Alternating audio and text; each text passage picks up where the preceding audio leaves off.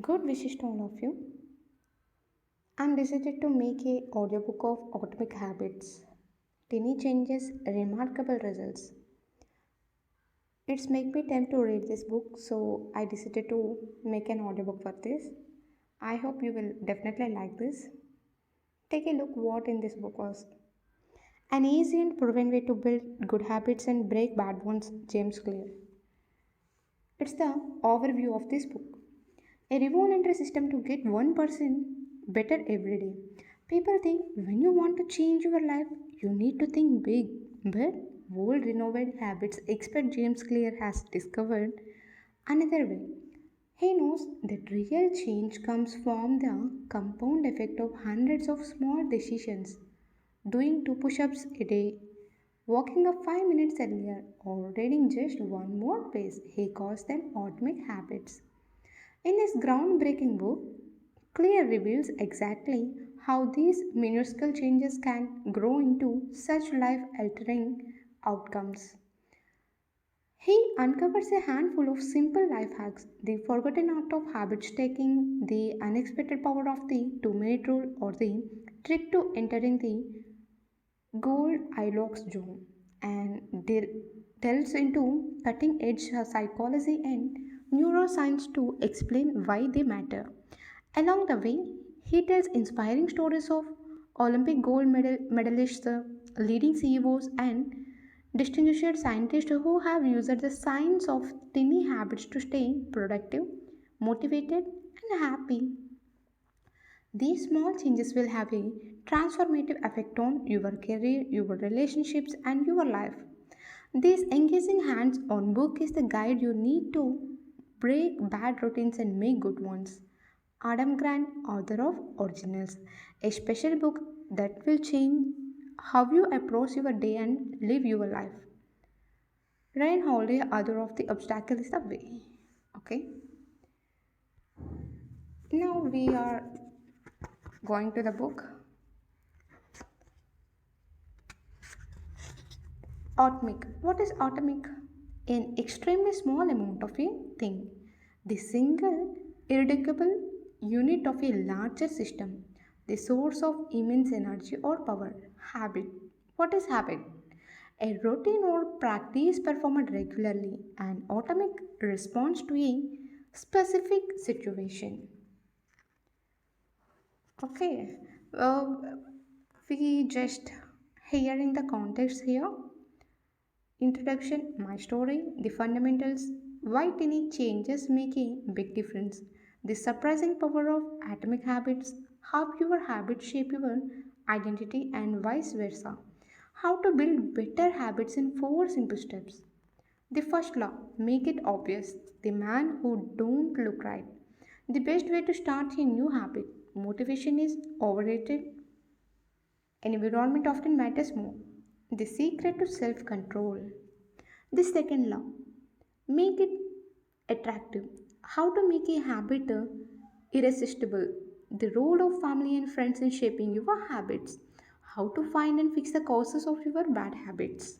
The third law, make it easy. Walk slowly but never backward. The law of least effort. How to stop procrastinating by using the 2 minute rule. How to make good habits inevitable and bad habits impossible. The fourth law, make it satisfying.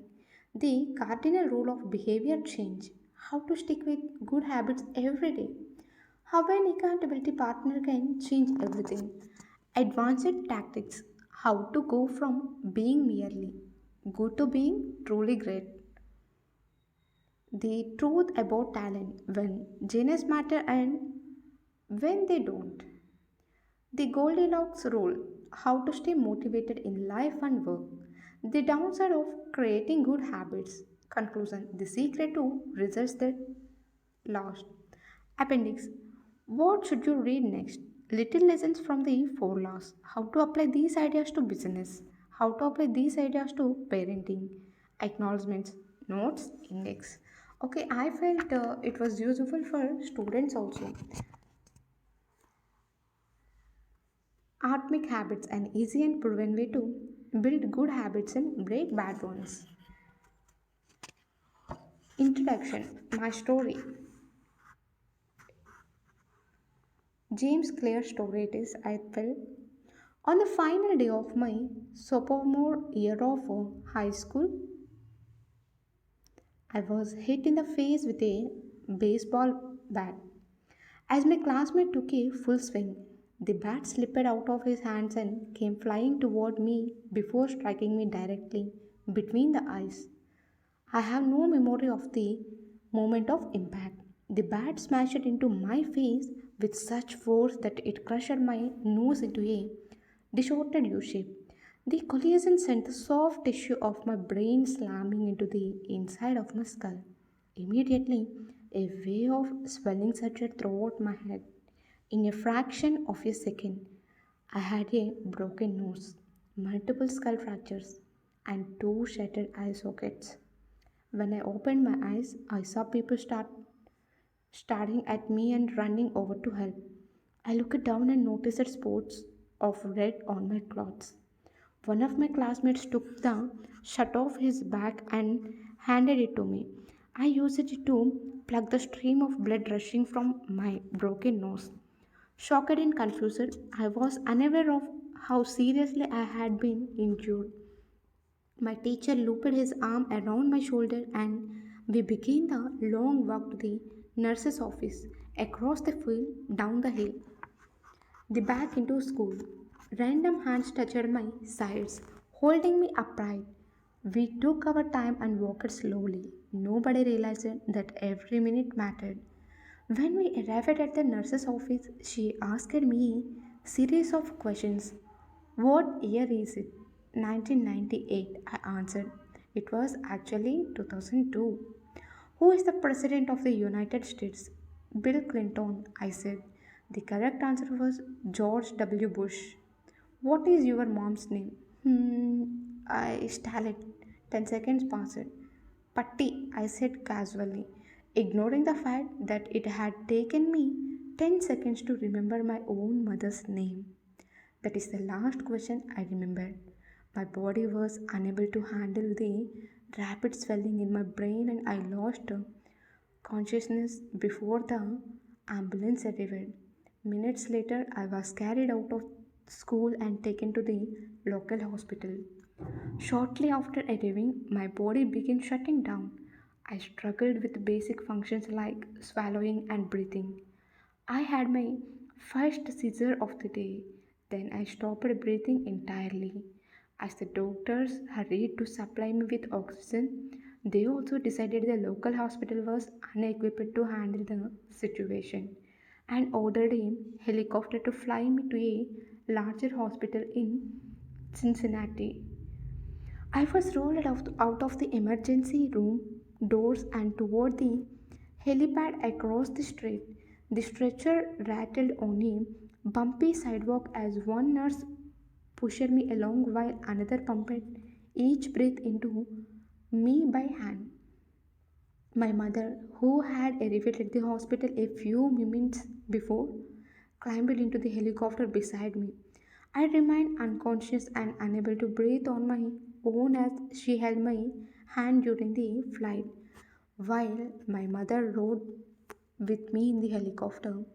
My father went home to check on my brother and sister and break the news to them. He choked back tears as he explained to my sister that he would miss her 8th grade graduation ceremony that night. After passing my siblings off to family and friends, he drove to Cincinnati to meet my mother. When my mom and I landed on the roof of the hospital, a team of nearly 20 doctors and nurses sprinted onto the helipad and wheeled me into the trauma unit. By this time, the swelling in my brain had become so severe that I was having repeated post traumatic seizures. My broken bones needed to be fixed, but I was in no condition to undergo surgery. After yet another seizure, my third of the day, I was put into a medically induced coma and placed on a ventilator. My parents were no strangers to this hospital. 10 years earlier, They had entered the same building on the ground floor after my sister was diagnosed with leukemia at age 3. I was 5 at the time. My brother was just 6 months old. After 2.5 years of chemotherapy treatments, spinal taps, and bone marrow biopsies, my little sister finally walked out of the hospital happy, healthy, and cancer free. And now, after 10 years of normal life, my parents found themselves back in the same place with a different child. While I slipped into a coma, the hospital sent a priest and a social worker to come comfort my parents. It was the same priest who had met with them a decade earlier on the evening they found out my sister had cancer. As day faded into night, a series of missions kept me alive. My parents slept restlessly on a hospital mattress. One moment they would collapse from fatigue, the next they would be wide awake with worry. My mother would tell me later it was one of the worst nights I have ever had. My recovery. That means others' recovery. Mercifully, by the next morning, my breathing had rebounded to the point where the doctors felt comfortable releasing me from the coma. When I finally regained consciousness, I discovered that I had lost my ability to smell. As a test, a nurse asked me to blow my nose and sniff an apple juice box. My sense of smell returned, but to everyone's surprise, the act of blowing my nose forced air through the fractures in my eye socket and pushed my left eye outward. My eyeball bulged out of the socket, held precautiously in place by my eyelid and the optic never attaching my eye to my brain. The ophthalmologist said my eye would gradually slide back into place as the air seeped out, but it was hard to tell how long this would take. I was scheduled for surgery 1 week later, which would allow me some additional time to heal. I looked like I had been on the wrong end of a boxing match, but I was cleared to leave the hospital. I returned home with a broken nose, half a dozen facial fractures, and a bulging left eye. The following months were hard. It felt like everything in my life was on pause. I had double vision for weeks. I literally couldn't see straight.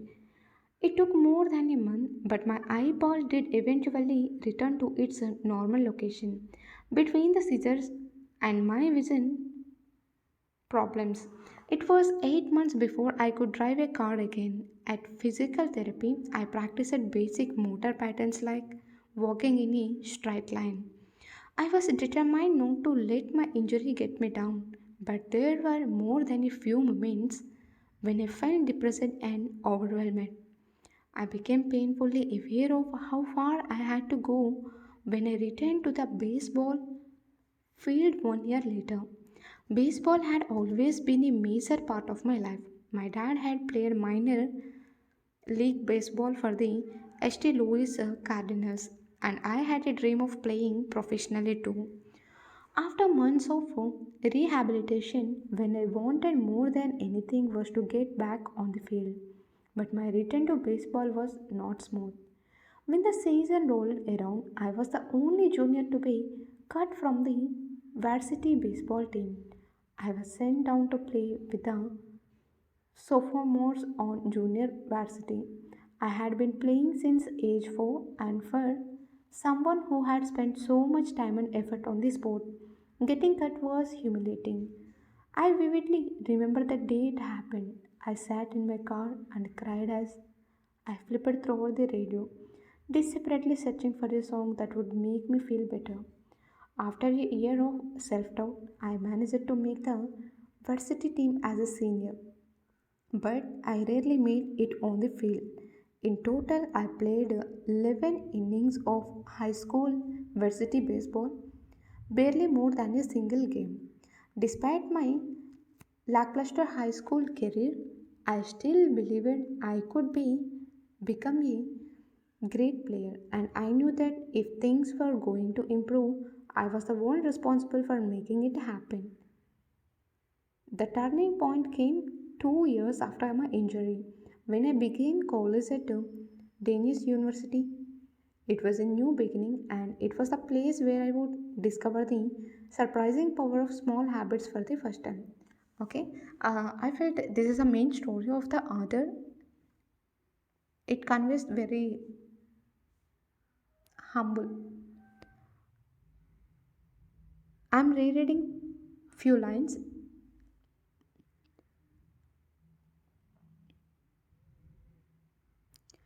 I knew that if things were going to improve, I was the one responsible for making it happen.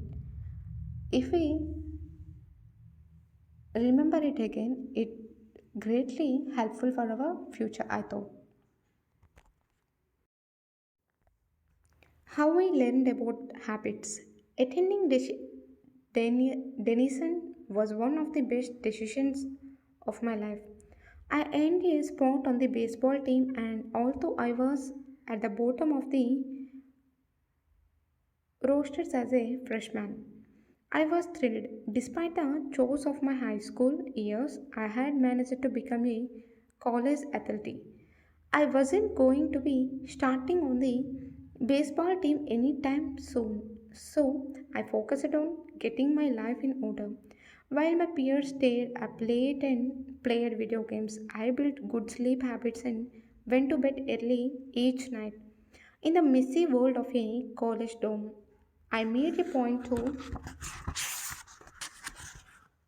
keep my room neat and tidy. These improvements were minor, but they gave me a sense of control over my life.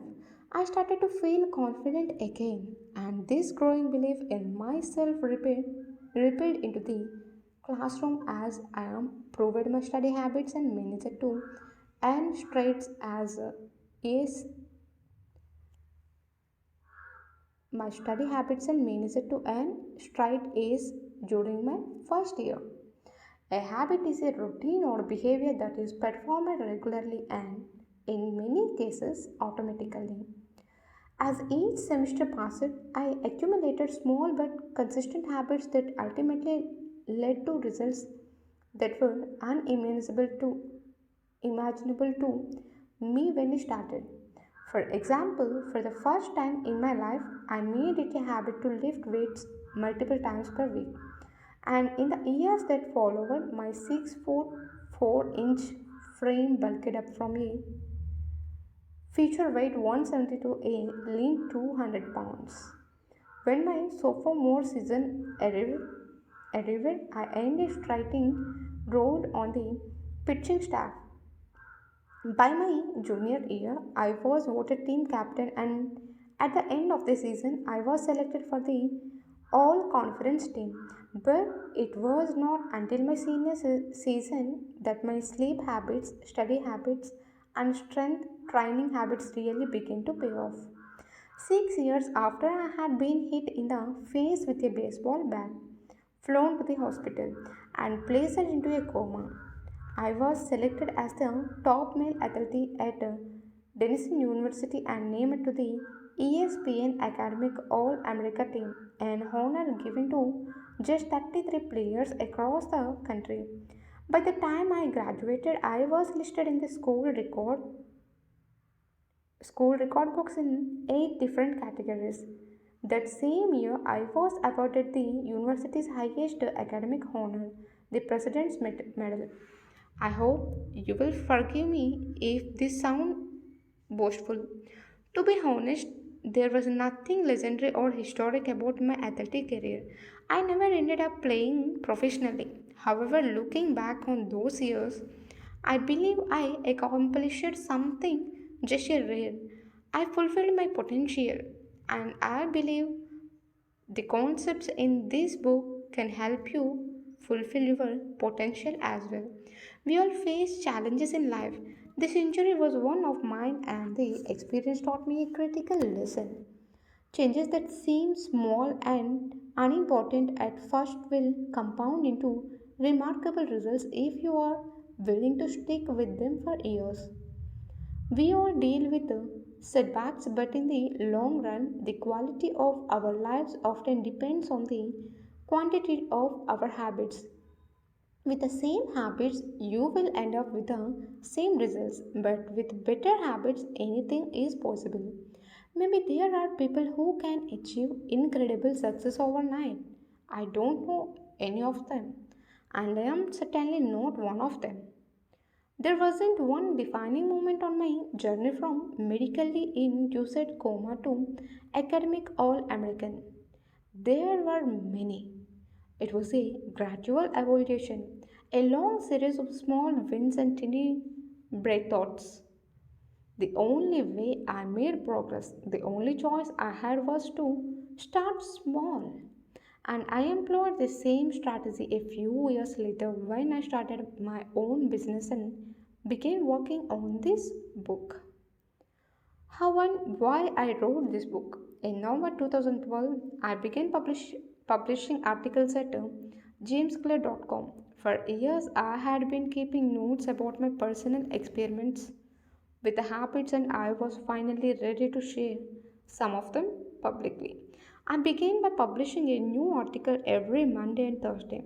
Within a few months, the simple writing habit led to my first 1000 email subscribers, and by the end of 2013, that number had grown to more than 30,000 people.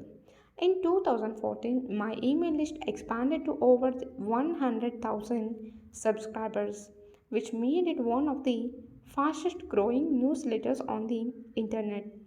I had felt like an imposter when I began writing 2 years earlier, but now I was becoming known as an expert on habits. A new label that excited me but also felt uncomfortable. I had never considered myself a master of the topic, but rather someone who was experimenting alongside my readers.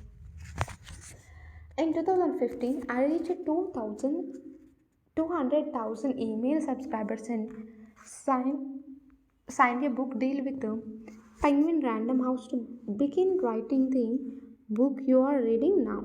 As my audience grew, so did my business opportunities.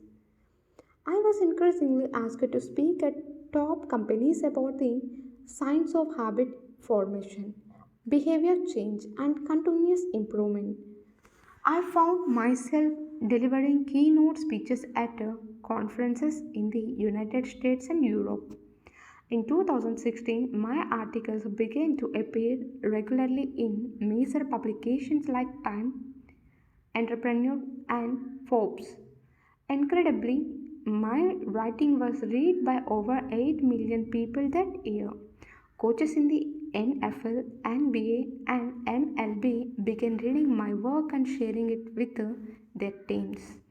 At the start of 2017, I launched the Habits Academy, which became the premier training platform for organizations and individuals interested in interested in building better habits in life and work.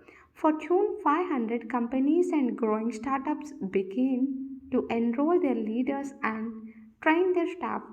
In total, over 10,000 leaders, managers, coaches, and teachers have graduated from the Habits Academy, and my work with them has taught me an incredible amount about what it takes to make habits work in the real world. As I put the finishing touches on this book in 2018, jamesclair.com is receiving millions of visitors per month and nearly 500,000 people subscribers to my weekly email newsletters, a number that is so far beyond my expectations when I began that I'm not even sure what to think of it. How this book will benefit you. It's the main thing we have to read. The entrepreneur and investor Naval Ravikant has said to write a great book, you must first become the book. I originally learned about the ideas mentioned here because I had to live them. I had to rely on small habits to rebound from my injury, to get stronger in the gym, to perform at a high level on the field, to become a writer, to build a successful business and simply to develop into a responsible adult. Small habits helped me fulfill my potential, and since you picked up this book, I'm guessing you had like to fulfill yours as well. In the pages that follow, I will share a step by step plan for building better habits, not for days or weeks, but for a lifetime. While science supports everything I have written, this book is not an academic research paper, it's an operating manual. You will find wisdom and practical advice front and center as I explain the science of how to create and change your habits in a way that is easy to understand and apply. The fields I draw on biology, neuroscience, philosophy, psychology, and more have been around for many years.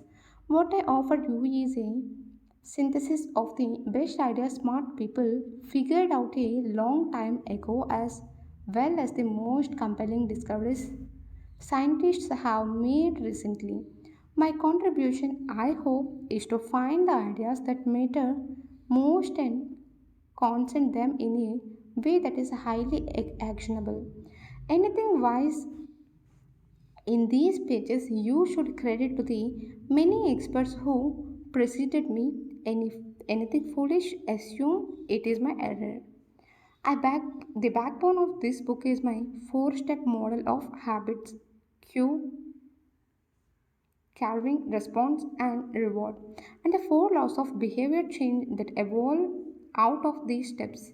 Readers with a psychology background may recognize some of these terms from operant conditioning, which was first proposed as a stimulus response reward by B.F. Skinner in the 1930s and has been popularized more recently as cue routine reward in The Power of Habit by Charles Duhigg.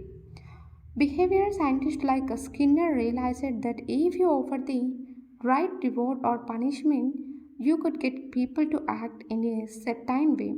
But while Skinner's model did an excellent job of explaining how external stimuli influenced our habits, it lacked a good explanation for how our thoughts, feelings, and beliefs impact our behavior. Internal states, our moods and emotions matter too. In recent decades, scientists have begun to determine the connection between our thoughts, feelings, and behavior. This research will also be covered in these pages. In total, the framework I offer is an integrated model of the cognitive and behavioral sciences. I believe it is one of the first models of human behavior to accurately account for both the influences of external stimuli and internal emotions on our habits. While some of the language may be familiar, I am confident that the details and the applications of the four laws of behavior change will offer a new way to think about your habits. Human behavior is always changing, situation to situation, moment to moment, second to second. But this book is about what doesn't change. It's about the fundamentals of human behavior. The lasting principles you can rely on year after year. The ideas you can build a business around, build a family around, build a life around.